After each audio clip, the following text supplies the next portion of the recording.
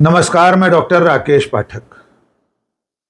Middle east में Israel और Iran के बीच शुरू हुआ संघर्ष अब एक बड़ी लड़ाई में बदलता जा रहा है।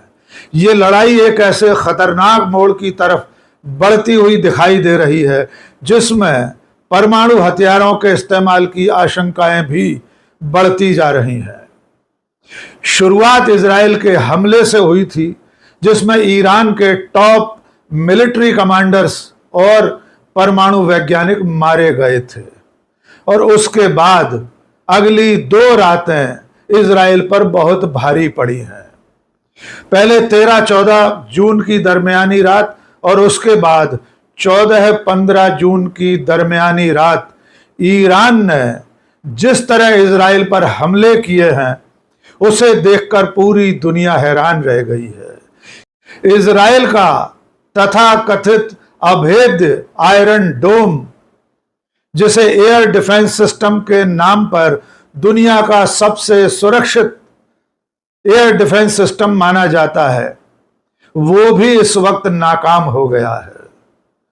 बीती रात ईरान ने अपने हाइपरसोनिक मिसाइलों के साथ इजराइल की राजधानी तेल अवीव और एक सबसे महत्वपूर्ण ठिकाने हाइफा बंदरगाह पर बड़ा हमला किया।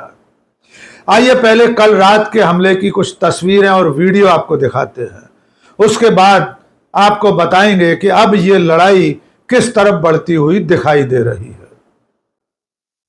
ये जो वीडियो आप स्क्रीन पर देख रहे हैं, ये तेल अवीव पर ईरान के मिसाइल हमले का है।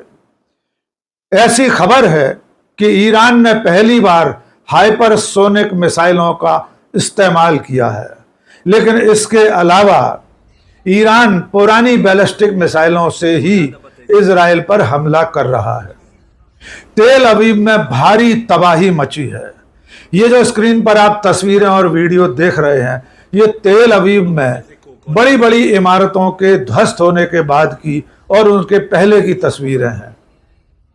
ईरान ने शहाब 3 और फतेह 110 नाम की अपनी मिसाइलों से इजराइल पर हमला किया।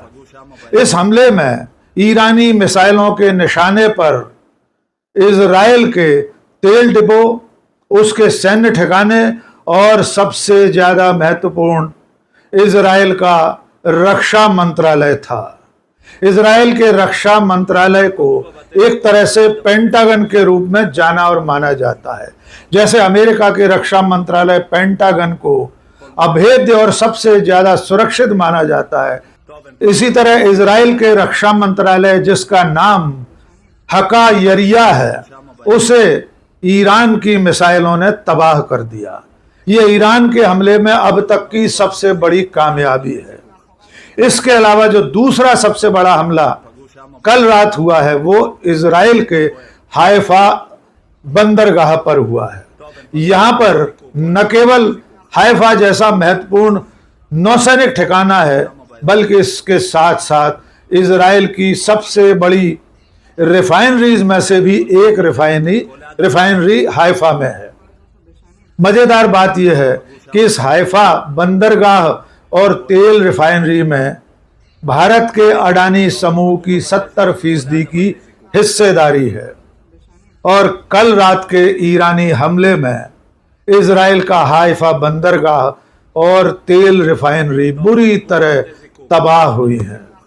अंतर्राष्ट्रीय मीडिया में जो खबरें आई हैं उसके मुताबिक ईरान ने हाइफा बंदरगाह पर करीब 45 मिसाइलें दागी थीं। इसके अलावा जो बेन गुरियन हवाई अड्डा है इजराइल का, बेहद महत्वपूर्ण एयरपोर्ट है, उस पर भी ईरानी मिसाइलों ने हमला किया। ईरान के हमले में इजराइल की परमाणु सुविधाएं भी थीं, लेकिन अब तक इस बात की पुष्टि नहीं हुई है कि ईरान की मिसाइलों ने इजराइल की न्यूक्लियर फैसिलिटीज को कितना नुकसान पहुंचाया है, क्योंकि शुरुआती हमले में इजराइल ने यह दावा किया था कि उसने ईरान के तेहरान सहित दूसरे न्यूक्लियर ठिकानों को अपने हवाई हमले से नष्ट कर दिया है। इस बात की तस्दीक तो जरूर हो गई थी कि इजराइल के पहले हमले में ईरान के बड़े बड़े सैन्य अधिकारी और परमाणु वैज्ञानिक मारे गए थे। उसके बाद से ही ये आशंका जताई जा रही थी कि ईरान चुप नहीं बैठेगा। ईरान के सर्वोच्च नेता अयातुल्लाह अली खमेनेई ने ऐलान कर दिया था कि इजराइल पर ऐसा हमला होगा कि दुनिया देखती रह जाएगी। और पिछली 2 रातों में ईरान ने इजराइल की कमर तोड़कर रख दी है। इसका सबसे बड़ा सबूत यह है कि जिन 2 रातों में ईरान ने इजराइल पर मिसाइल हमला किया, ड्रोन से हमला किया, तब इजराइल का सबसे ज्यादा चर्चित एयर डिफेंस सिस्टम पूरी तरह फेल हो गया। इस सिस्टम को आयरन डोम के नाम से जाना जाता है, लेकिन शुरुआती सफलताओं के बाद यह सिस्टम ईरान के मिसाइल हमले का मुकाबला नहीं कर सका।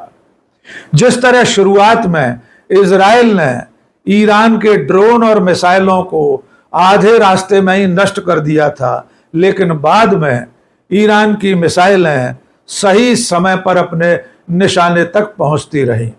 यानी तथाकथित आयरन डोम कागजी छत्र साबित हुआ।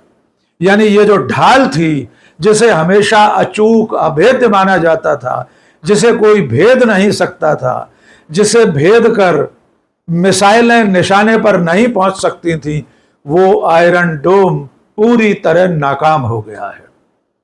और इस बीच में एक बड़ी खबर यह है कि इजराइल के प्रधानमंत्री बेंजामिन नेतन्याहू के देश छोड़कर जाने की अफवाहें दुनिया भर में तैर रही हैं। ईरान के पहले हमले के बाद से ही इस तरह की खबरें चल रही हैं कि बेंजामिन नेतन्याहू एक विमान में बैठकर ग्रीस रवाना हो गए हैं, लेकिन इसकी अब तक कोई पुष्टि नहीं हुई है। कल रात के हमले के बाद ऐसी खबरें मिली हैं कि नेतन्याहू अपने आला अधिकारियों के साथ इजराइल में ही हैं, लेकिन किसी सुरक्षित ठिकाने पर किसी बंकर में जाकर बैठ गए हैं। ईरान के इन 2 बड़े हमलों के बाद से इजराइल बुरी तरह परेशान हो गया और आखिर में उसने अमेरिका से गुहार लगाई है। इजराइल के प्रधानमंत्री नेतन्याहू ने अमेरिका के राष्ट्रपति डोनाल्ड ट्रंप से फरियाद की है कि वो इस लड़ाई में ईरान पर हमला करने के लिए साथ आ जाए, लेकिन अब तक डोनाल्ड ट्रंप सीधे इस लड़ाई में शामिल होने से अमेरिका को बचाए हुए हैं। और जब पिछले 2 दिनों में ईरान ने इजराइल पर जबरदस्त मिसाइल हमला किया, उसी दौरान ब्रिटेन ने इजराइल की मदद के लिए अपना एक जंगी जहाज ओमान की खाड़ी की तरफ रवाना कर दिया था, लेकिन ईरान की नौसेना ने इसे ओमान की खाड़ी में ही रोक लिया है।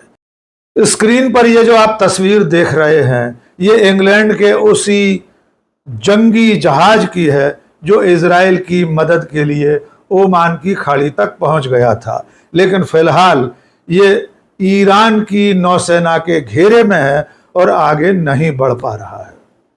ईरान और इजराइल के बीच बढ़ती लड़ाई को देखकर दोनों देशों के हितैषी लामबंद होना शुरू हो गए हैं। जहां एक तरफ ईरान की मदद के लिए रूस, चीन और उत्तर कोरिया जैसे देश आगे आए हैं, वहीं दूसरी तरफ इजराइल की मदद के लिए अमेरिका, ब्रिटेन और फ्रांस जैसे देशों ने हाथ आगे बढ़ाया है। लेकिन अब तक दोनों देशों की किसी ने खुलकर मदद नहीं की है। ईरान की मदद के लिए हूथी जैसे संगठन जरूर आगे आए हैं और उन्होंने भी ईरान का साथ देने के लिए इजराइल पर हमले शुरू कर दिए हैं, लेकिन अमेरिका अब तक खुलकर इजराइल का साथ देने आगे नहीं आया है। और इस पूरे संघर्ष में जो सबसे ज्यादा चिंताजनक बात है वो ये है कि अब दोनों देश परमाणु लड़ाई की तरफ बढ़ रहे हैं।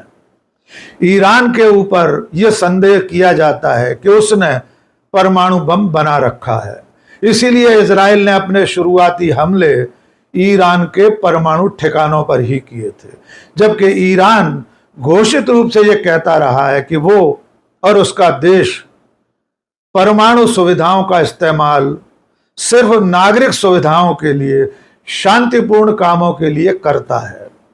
2003 में ईरान घोषित रूप से अपना परमाणु कार्यक्रम स्थगित कर चुका है। इसकी तस्दीक पिछले महीने ही अमेरिका की एजेंसी भी कर चुकी है।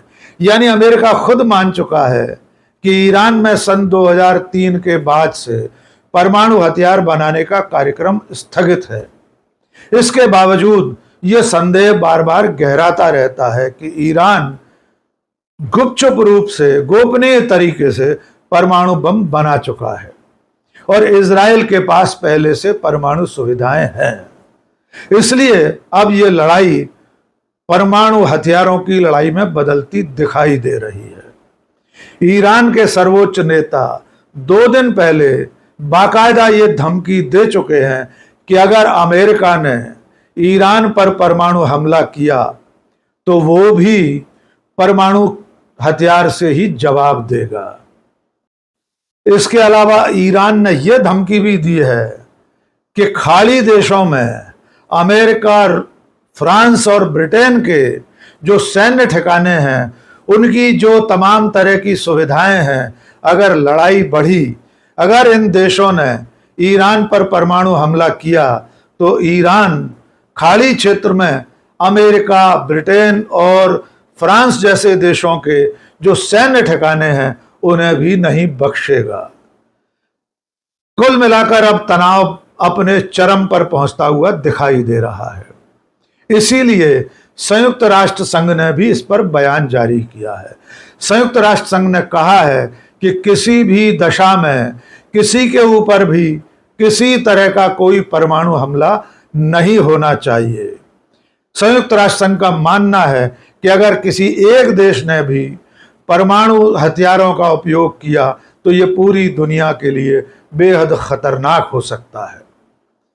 तो कुल मिलाकर इस वक्त ईरान और इजराइल का संघर्ष उस चरम बिंदु की तरफ बढ़ता हुआ दिखाई दे रहा है जब इन 2 देशों की लड़ाई किसी महायुद्ध में बदल सकती है।